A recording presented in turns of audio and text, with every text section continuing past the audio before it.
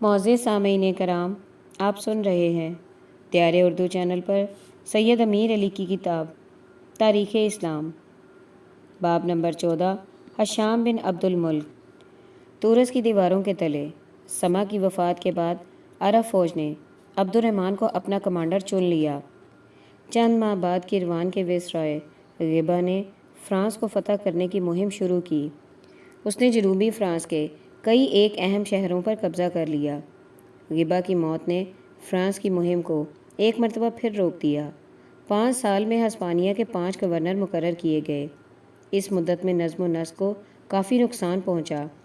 عبد الرحمن کے گورنر مقرر ہونے کے بعد ہسپانیہ کے عرب قبائل ایک مرتبہ پھر متحد ہو گئے۔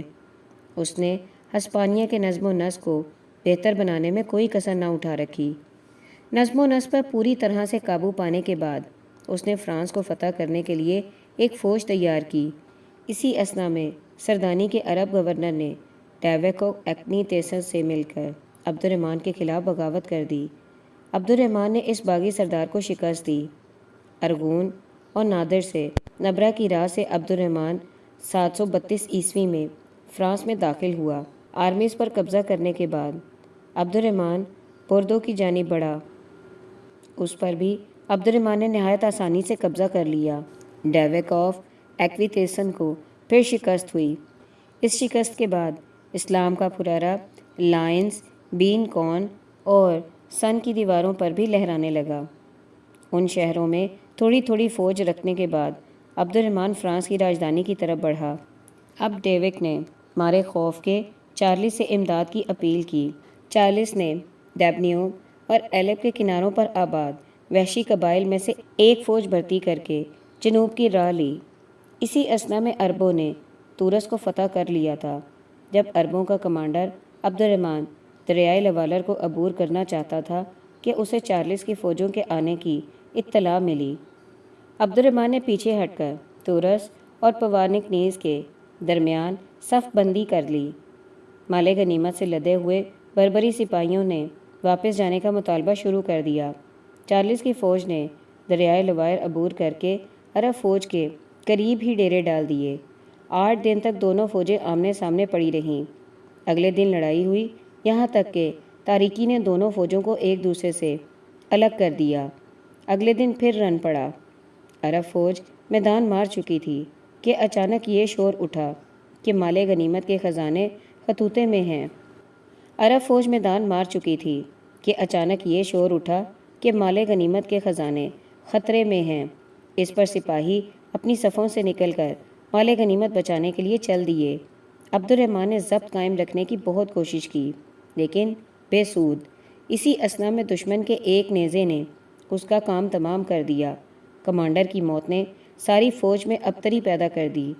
دشمن نے اس ابتری سے فائدہ اٹھاتے ہوئے اپنے حملے کو تیز کر دیا۔ رات کی تاریکی نے پھر دونوں فوجوں کو ایک دوسرے سے جدا کر دیا۔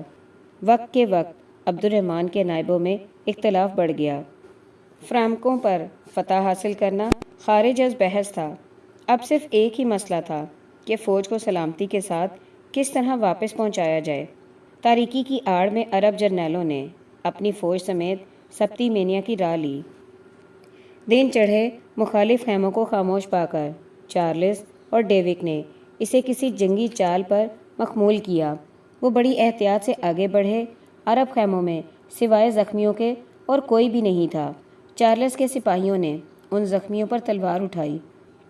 چارلس نے عرب فوج کے تعاقب کی جرأت نہ کی۔ وہ فوراً ہی شمال کی طرف چل پڑا۔ تورس کے میدان میں عربوں نے اس عالمگیر سلطنت کو کھو دیا جو تقریباً ان کی مٹھی میں آ چکی تھی۔ مسلمانوں کی تفرقہ بازی انہیں لے ڈوبی۔ عربوں کی تاریخ میں تورس کا میدان بلا شبہ الشہداء کہلاتا ہے۔ عربوں کی تاریخ میں تورس کا میدان بلات الشہداء کہلاتا ہے کیونکہ اس جنگ میں عبد الرحمن کے ساتھ کئی بڑے بڑے مسلمان شہید ہوئے تھے۔ عیسائی مورخوں نے لکھا ہے کہ لڑائی میں عرب فوج کے 3,60,000 سپاہی کام آئے، حالانکہ عبد الرحمن اس سے 1/4 فوج لے کر فرانس میں داخل ہوا تھا۔ اس مبالغہ آمیزی کا اس حقیقت سے بھی پتہ چلتا ہے کہ باوجود باہمی اختلاف اور فساد کے تھوڑی مدت بعد پھر عربوں نے فرانس پر حملہ بول دیا تھا۔ اگرچہ یہ نئی فوج عبد الرحمن کی فوج کی طرح کیل کانٹے سے پوری طرح لیس نہیں تھی۔ اپنے سردار کی موت سے جوش میں آ کر لیموسن کے گرجا کو عربوں نے تباہ کر دیا۔ عبد الرحمن کے نائب نے بہت جلد عرب فوج کی تباہی کی خبر کیروان اور دمشق میں بھی بھجوا دی۔ شام نے فوراً ہسپانیہ میں عبد الملک بن قسطن کو گورنر بنا کر بھیج دیا۔ ہشام نے عبد الملک کو ہدایت کی کہ وہ عربوں کے کھوئے ہوئے وقار کو حاصل کرے۔ ہسپانیہ کے شمالی علاقے کے لوگوں نے عبد الرحمن کی موت سے فائدہ اٹھانے کے لیے بغاوت کر دی۔ نئے گورنر نے سب سے پہلے ارگون اور نبرا کی طرف توجہ کی۔ باغیوں نے کئی لڑائیوں میں شکست کھانے کے بعد اور آخرکار صلح کی درخواست کی۔ اب عبد الملک نے لابخنی روک میں داخل ہو کر وہاں کی قلعہ بندیوں کو مضبوط کیا۔ 734 عیسوی میں فاربون کے نائب حاکم یوسف نے مارسیلس کے ڈیوک کو اپنے ساتھ ملا کر دریائے دین کو عبور کر لیا۔ سین ریمی پر قبضہ کرنے کے بعد وہ لوگ نون کی طرف بڑھے۔ عربوں نے معمولی محاصرے کے بعد اس شہر پر قبضہ کر لیا۔ اس کے بعد عبد الملک جنوب کی طرف بڑھا، لیکن نومبر 734 عیسوی میں اسے برطرف کر دیا گیا۔ عرب مورخ اس کی برطرفی کے مختلف اسباب بیان کرتے ہیں۔ اپنے 5 سالہ عہد حکومت میں وہ کئی مرتبہ فرانس میں داخل ہوا۔ وہ مسلم فوج کو پرانی سرحدوں سے بہت آگے لے گیا تھا۔ اس کے عہد میں لابخنی روک کے عربوں نے اپنی حفاظت کے لیے قلعے بندیوں کو مضبوط کیا۔ 736 عیسوی میں اس نے ڈیفنی میں داخل ہو کر سین پال، ترایوشاتے، دون، زیرے، وانسے اور نیو لائنز پر قبضہ کر لیا۔ پدمون پر 1 سال پہلے حملہ ہو چکا تھا۔ ضروری مقامات پر چھاؤنیاں قائم کی جا چکی تھیں۔ چارلس، جس نے اب مارٹل کا لقب اختیار کر لیا تھا، عربوں کے مقابلے کی تاب نہ لا کر لومباردوں کے بادشاہ سے امداد طلب کی۔ اس پر بادشاہ کا بھائی شیلبرا بہت سی فوج لے کر چارلس کی فوج سے آ ملا۔ دونوں فوجوں نے عرب مقبوضات پر حملے شروع کر دیے۔ اس اثنا میں چارلس نے پہاڑی قبیلوں کو اکسایا کہ وہ عربوں پر پائرینیز کے درے بند کر دے۔ اس طرح عربوں پر ہر طرف سے حملے شروع کر دیے گئے۔ روک نون پر چارلس کا قبضہ ہو جانے کے بعد وہاں کی ساری مسلم آبادی کو قتل کر دیا گیا۔ چارلس نے ناریوں کا محاصر کر لیا، لیکن عربوں کی شدید مزاحمت دیکھ کر اس نے محاصرہ اٹھا لیا۔ چارلس نے عربوں کی کسی مزید پیش قدمی کو روکنے کے لیے دریائے لوائر کے جنوبی علاقے کو ویرانے میں بدل دیا۔ بریزاگدی اور دوسرے شہر جنہیں عربوں نے خوبصورت بنایا تھا زمین کے ساتھ ہموار کر دیے گئے۔ نیز، جو پرانے وقتوں کی عمارتوں کے لیے مشہور تھا، جلا کر راکھ کا ڈھیر کر دیا گیا۔ ایک فرانسیسی مورخ اس حرکت کو بہت ہی افسوسناک بیان کرتا ہے۔ میکیلون، جس نے عربوں کی موجودگی میں بڑی ترقی کر لی تھی، پوری طرح سے تباہ کر دیا گیا۔ جب فرانس میں یہ صورت حالات تھی تو اس وقت شمالی افریقہ میں بربریوں نے بغاوت کر دی تھی۔ افریقہ ہی کی بدامنی نے ہسپانیہ میں مشکلات پیدا کیں۔ 740 عیسوی میں عبد الملک ابن قطن عقبہ نے بغاوت کر دی۔ عبد الملک نے حکومت پر قبضہ کر لیا۔ بلچ کے زیر کمان ایک شامی فوج نے ہسپانیہ میں پہنچ کر حالات کو اور زیادہ نازک کر دیا۔ ایک لڑائی میں عبد الملک مارا گیا۔ اس کی لاش کو صلیب پر لٹکا دیا گیا۔ بلچ بھی ان زخموں سے بچ نہ سکا اور مر گیا۔ عرب شامیوں نے سالبا کو اندلس کا گورنر بنا کر خانہ جنگی کو جاری رکھا۔ ہسپانوی مسلمانوں نے عبد الملک کے بیٹے کا ساتھ دیا۔ شامی سالبا کے طرفدار تھے اور بربری اپنے مقدمے کے لیے لڑ رہے تھے۔ ہسپانیہ کا نظم و نسق ملکی طور پر تباہ ہو چکا تھا۔ فرانس کی چھاؤنیوں کو ان کے اپنے حال پر چھوڑ دیا گیا۔ ناربون کے عرب کمانڈر نے شہر خالی کر دیا۔ اسی طرح عربوں نے ہسپانیہ کے کئی ایک دوسرے شہروں کو بھی خالی کر دیا۔ اگر اس وقت چارلس کا بیٹا پیلین عربوں پر حملہ کر دیتا تو وہ انہیں مزاحمت سے خالی پاتا، لیکن فرانسیسیوں کو ابھی تک پچھلی لڑائیاں یاد تھیں، اس لیے انہوں نے حملے کی اتنی تاخیر کی کہ عرب باہمی لڑائیوں سے بہت کمزور ہو گئے۔ جب ہسپانیہ کے مسلمان خانہ جنگی میں مصروف تھے تو داخلی حالات پہلے سے زیادہ خراب ہوتے جا رہے تھے۔ ہشام کے تخت نشین ہوتے ہی عراق کی حکومت خالد کے سپرد تھی۔ اس نے حکومت کے کاروبار کو اچھی طرح سے چلایا۔ اس کے نظم و نسق کی وجہ سے لوگ اس کے دشمن ہو گئے اور انہوں نے خالد کے خلاف ہشام کے کان بھرنے شروع کر دیے، یہاں تک کہ ہشام نے اسے عراق کی حکومت سے علیحدہ کر دیا۔ خالد کی جگہ یوسف بن عمر کو عراق کا گورنر مقرر کیا گیا۔ وہ مصری تھا، اسے خالد سے نفرت تھی۔ یوسف بن عمر نے خالد کو گرفتار کر لیا لیکن ہشام کے حکم سے رہا کر دیا گیا۔ خالد کے خلاف سب سے بڑا الزام یہ تھا کہ وہ بنو ہاشم سے اچھا سلوک کرتا تھا۔ یوسف بن عمر نے بنو ہاشم پر سختیاں شروع کر دیں۔ ہشام نے یوسف بن عمر کے کام میں کوئی مداخلت نہ کی۔ امام حسین کے پوتے حضرت زید نے ہشام سے بدسلوکی کی شکایت کی لیکن ہشام نے ان کے ساتھ بھی ناروا سلوک کیا۔ اس پر آپ نے کوفہ پہنچ کر ایک جمعیت کو امویوں کے خلاف کھڑا کر دیا۔ حضرت زید شہید ہوئے۔ آپ کے ساتھیوں نے آپ کی لاش کو ایک خفیہ مقام میں سپرد خاک کر دیا لیکن امویوں نے آپ کی آخری آرامگاہ کا پتہ کر کے آپ کی لاش کو وہاں سے نکال کر جلا دیا۔ راکھ کو فرات میں پھینک دیا گیا۔ حضرت زاہد کا نوجوان بیٹا یحییٰ خراسان کی طرف بھاگ گیا۔ اسی اثنا میں ابو مسلم خراسانی نے خراسان میں عباسیوں کے حق میں اشاعت شروع کر دی۔ ہشام کی موت نے ابو مسلم کے کام کو اور زیادہ آسان کر دیا۔ ہشام نے فروری 743 عیسوی میں وفات پائی۔ اس کا بھتیجا ولید دوم اس کا جانشین ہوا۔ امام محمد باقر نے ہشام کے عہد میں وفات پائی۔ آپ کے بیٹے امام جعفر صادق آپ کے جانشین ہوئے۔ بانی حسد بن دریم کو گرفتار کر لیا گیا اور عراق کے گورنر خالد بن عبداللہ کے پاس بھیج دیا گیا کہ وہ اسے قتل کر دے۔ اس نے تساہل سے کام لیا تو اس کی سرزنش کی اور سختی سے حکم دیا کہ وہ اسے قتل کرے۔ چنانچہ عین عید قرباں کے روز اسے قتل کر دیا گیا۔ گیلان بن یونس نے عمر بن عبدالعزیز کے ایام میں قدریہ عقائد کا اظہار کیا۔ آپ نے اسے بلایا، بحث سے قائل کیا۔ اس نے توبہ کر لی مگر ہشام کے زمانے میں اس نے پھر اپنے عقائد کی اشاعت کی۔ ہشام نے حکم دیا کہ اس کے ہاتھ پاؤں کاٹ دیے جائیں۔ اس حکم کی تعمیل ہوئی۔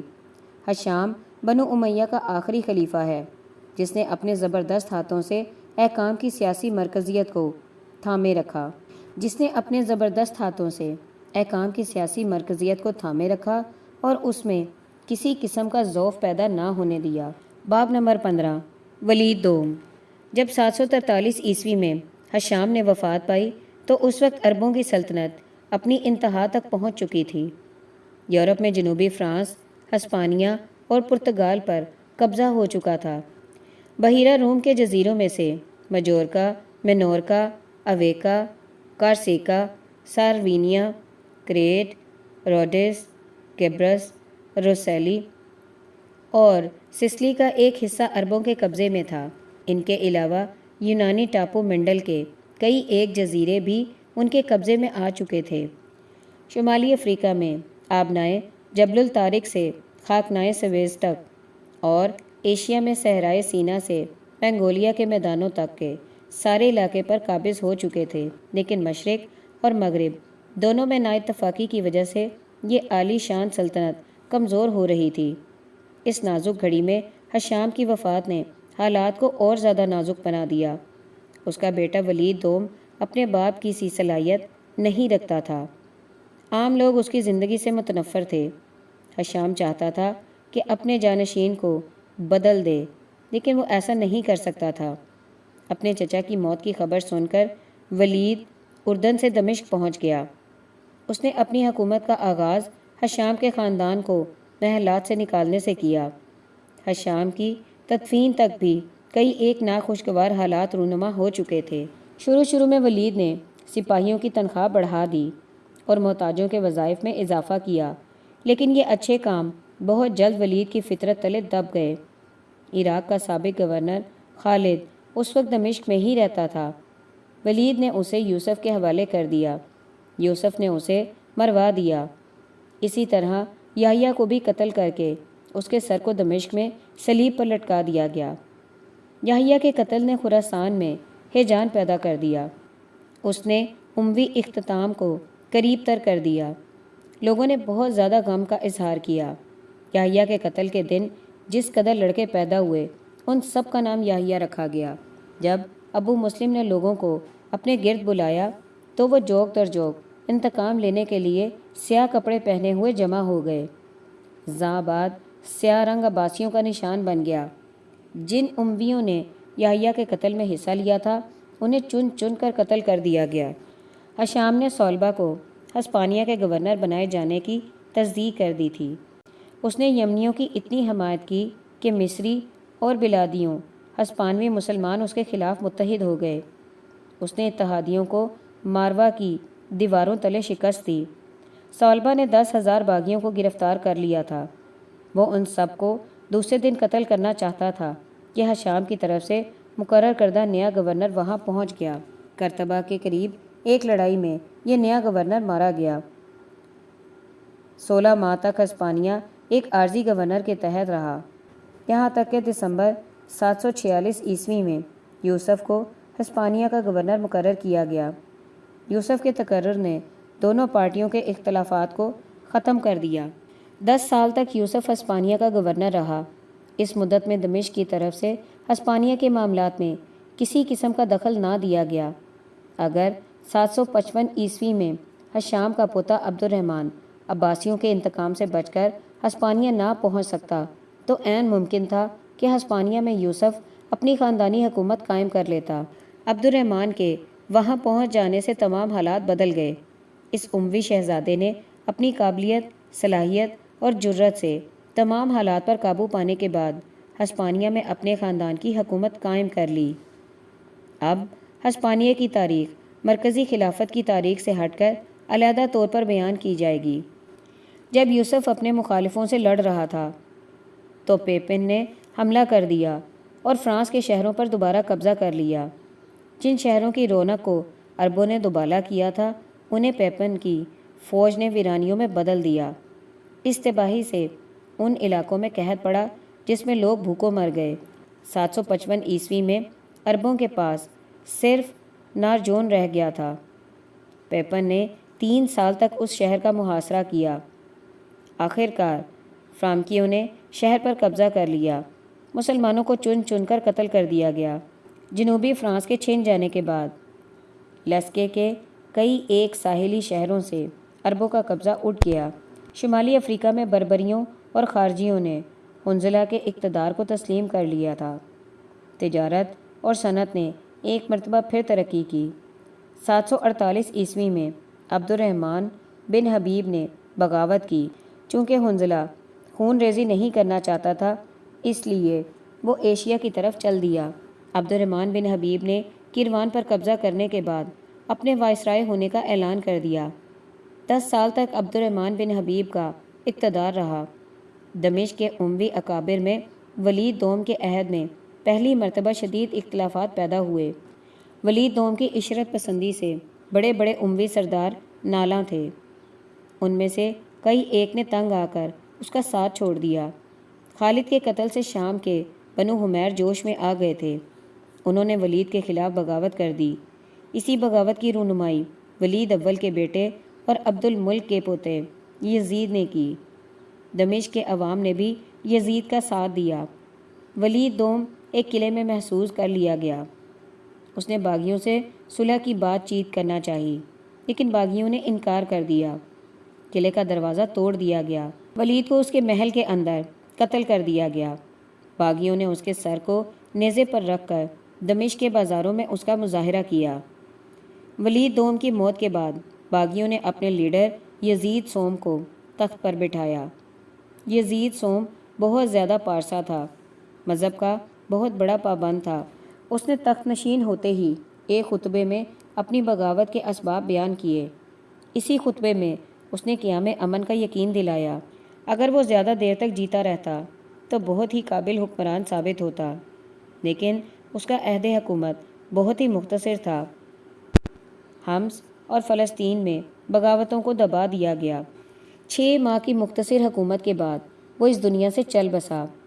یزید صوم کے بعد اس کا بھائی تخت نشین ہوا۔ اس کا اثر دمشق تک ہی محدود تھا۔ اس نے 2 ماہ اور 10 دن حکومت کی۔ ابراہیم کا شمار خلفاء کی فہرست میں نہیں ہوتا۔ یزید صوم نے ولید دوم کے بیٹوں کو قید کر لیا تھا۔ مروان نے آرمینیا سے دمشق پر چڑھائی کر دی تاکہ ولید دوم کے بیٹوں کو قید سے نکالے۔ ابراہیم اور مروان کی فوجوں میں لڑائی ہوئی۔ مروان جیت گیا۔ جو ہی مروان دمشق میں داخل ہوا، ابراہیم ولید کے بیٹوں کو قتل کرنے کے بعد اپنے ساتھیوں سمیت وہاں سے بھاگ نکلا۔ ولید دوم کے خاندان کے لوگوں نے ابراہیم کے ساتھیوں کو قتل کرنا شروع کر دیا۔ انہوں نے یزید صوم کی قبر کھود کر اس کی لاش کو شہر کے دروازے پر لٹکا دیا۔ دمشق میں بد امنی پھیل چکی تھی۔ شہر کے بڑے بڑے لوگوں نے مروان کا خیر مقدم کیا۔ مروان کے خلیفہ ہونے کا اعلان کر دیا گیا۔ بہت جلد لوگوں نے اس کے ہاتھ پر بیعت کر لی، لیکن انہیں توقع تھی کہ ایک بہادر سپاہی بد امنی میں گھرے ہوئے ملک کو پھر سے باامن بنا دے گا۔ بہت جلد لوگوں نے اس کے ہاتھ پر بیعت کر لی، کیونکہ انہیں توقع تھی کہ ایک بہادر سپاہی بد امنی میں گھرے ہوئے ملک کو پھر سے باامن بنا دے گا۔ باب نمبر 16 امویوں کا زوال۔ مروان دوم اپنی گورنری کے زمانے میں آرمینیا میں بڑی قابلیت اور شجاعت کا ثبوت دے چکا تھا۔ وہ خانہ بدوش قبائل کے حملوں کو کئی مرتبہ پسپا کر چکا تھا۔ وہ اپنی جسمانی طاقت اور قوت کے سبب بہت مشہور ہو چکا تھا۔ وہ سپاہیانہ زندگی بسر کرنے کا عادی تھا۔ وہ اپنی سادگی میں بھی عام سپاہیوں سے ملتا جلتا تھا۔ اس نے محل کی زندگی میں بھی اپنی سادگی کو قائم رکھا تھا۔ حالانکہ اس زمانے میں اس خاندان کے حکمرانوں میں عیش و عشرت گھر کر چکی تھی۔ اسے قدیم تاریخ کے مطالعے کا بہت شوق تھا۔ وہ قدیم تاریخ کے بعض اہم واقعات کے متعلق اپنے مشیروں اور مصاحبوں سے بحث کرتا رہتا تھا۔ تخت نشینی کے وقت مروان کی عمر 8 سال تھی، لیکن اس کی سرگرمیوں نے ثابت کر دیا تھا کہ سن وصال کا اس پر کوئی اثر نہیں پڑا تھا۔ اموی خاندان کو بچانے کے لیے بہادری سے زیادہ اس کی قابلیت کی ضرورت تھی، جو قبائلی رکاوٹوں کو مٹا سکتی تھی۔ اپنے خاندان کے دوسرے افراد کی طرح مروان بھی اس صلاحیت سے محروم رہا۔ اگر مروان کے قلب و نظر میں وسعت ہوتی تو ایشیا کی تاریخ یکسر بدل جاتی۔ مروان نے قبائلی تنازعات کو ختم کرنے کی جگہ انہیں تیز کر دیا۔ اس نے یمنیوں کی مخالف جماعت کا اس حد تک ساتھ دیا کہ شاعروں تک نے ان کی مظلومی کو بیان کرنا شروع کر دیا۔ ان نظموں نے شہریوں اور بدیوں دونوں کے سینوں میں آگ لگا دی۔ اب ہر جگہ بنو مضر اور بنو حمیر ایک دوسرے کا گلا کاٹ رہے تھے۔ ایشیا غرب میں حالات نے نازک صورت اختیار کر لی تھی۔ فارسا اور فضلا سیاست سے الگ ہو گئے تھے۔ سیاست کی باغ دوڑ اب خود غرض لوگوں کے ہاتھ میں تھی۔ کسی بہت بڑے حادثے کا انتظار ہو رہا تھا۔ مروان کے تخت نشین ہوتے ہی حمص اور فلسطین میں بغاوت ہو گئی۔ خارجیوں نے صحرا سے نکل کر امویوں کی مخالفت شروع کر دی۔ انہوں نے تھوڑی مدت کے لیے یمن، حجاز اور عراق پر قبضہ کر لیا تھا۔ مروان نے خارجیوں کا مقابلہ کرنے میں سپاہیانہ جرأت اور عاقلانہ رہنمائی کا ثبوت دیا۔ حمص اور فلسطین میں بغاوتوں کو فروغ کرنے کے بعد وہ عراق کی جانب بڑھا۔ اس نے خارجیوں کو دجلہ کے پار بھگا دیا۔ مروان کے ایک جرنیل نے حجاز اور یمن سے بھی خارجیوں کو نکال دیا۔ عراق سے بھاگے ہوئے خارجیوں نے ایران میں پناہ لے کر وہاں کی بے چینی میں مزید اضافہ کیا۔ حجاز اور یمن سے بھاگے ہوئے خارجیوں نے حضر موت میں پناہ لی۔ ان بغاوتوں کے فروغ کرنے کے بعد مروان نے یزید بن عمر کو مشرقی مقبوضات کا وائسرائے مقرر کیا۔ اس نے سلطنت کے کام کاج کو اپنے بیٹوں عبد الملک اور عبداللہ کے سپرد کر دیا۔ اب مروان نے آرام و آسائش کی زندگی بسر کرنا شروع کر دی اور اپنی آرام گاہ سے اس وقت نکلا جب اسے ایک ایسی مہم پر جانا پڑا جس نے اس کی زندگی اور اس کے خاندان کی حکومت کو یکسر ختم کر دیا۔ جب مروان شام، عراق اور عرب میں بغاوتیں فروغ کر رہا تھا تو اس وقت بنو مضر اور بنو حمیر کی باہمی لڑائی اموی اقتدار کو ایشیا میں ختم کر رہی تھی۔ خراسان کا گورنر چونکہ مضری تھا، اس لیے وہاں تمام حمیری عناصر اس کی مخالفت پر صف آرا ہو چکے تھے۔ عرب قوم کے ان دو بڑے قبیلوں کی باہمی لڑائی سے عباسی تحریک کے لیڈروں نے فائدہ اٹھانا چاہا۔ اس موقع پر ابو مسلم خراسانی نے بغاوت کا پرارا بلند کر دیا۔ ابو مسلم خراسانی کے متعلق ایک پرانا مورخ لکھتا ہے کہ شدید ترین ناکامی بھی اس کے مزاج میں برہمی پیدا نہیں کر سکتی تھی۔ وہ بڑی سے بڑی کامیابی کی خبر پا کر بھی اپنے چہرے پر کسی قسم کی مسرت کے آثار نمایاں نہ ہونے دیتا۔ دونوں قبیلوں کی باہمی رقابت سے اس نے فائدہ اٹھایا۔ ابو مسلم نے خراسان کو عباسیوں کی تحریک کا مرکز بنا دیا۔ خراسان کا گورنر لیزر ایک قابل اور ذہین انسان تھا۔ اچھے حالات میں وہ اپنی کوئی مفید یادگار چھوڑ سکتا تھا۔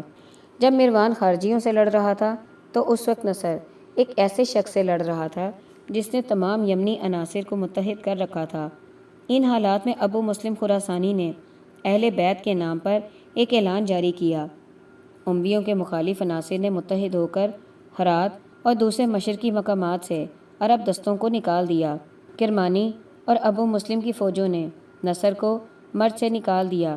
ان حالات نے شامیوں کو چوکنا کر دیا، لیکن اب وقت گزر چکا تھا۔ معمولی سرکشی نے اب بغاوت کی صورت اختیار کر لی تھی۔